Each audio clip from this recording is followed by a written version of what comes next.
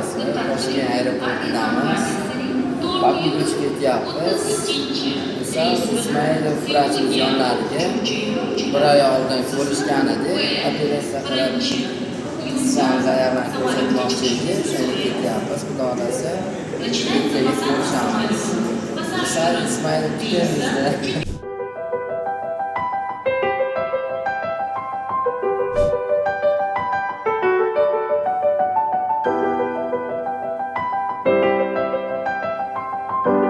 Biz Toshkentdan Bakuga Vusal Ismailovni doktorimiz oldiga keldik.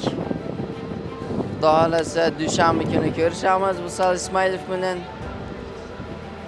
Qizimni ko'rsatgan operatsiyaga keldik. O'zbekistondan kelgan pasiyentimiz 6 yoshında qiz, deməli ayağında deformasiyası var.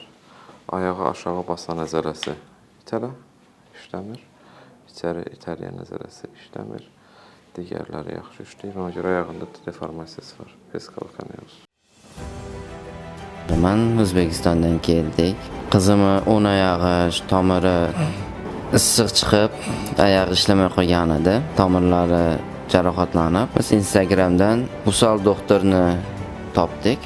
Vusal doktorni kuzatdik, operatsiyalarni kuzatdik. Toshkentga kelishlarini biz kutdik.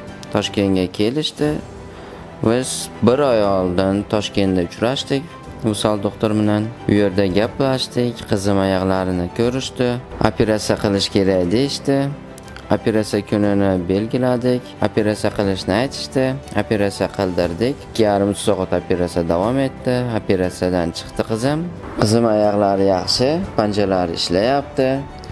Vusal doktor bugun bizga javob ruxsat berdilar. Vusal doktor qo'llar dard ko'rmasin, yaxshi, zo'r doktor ekanlar.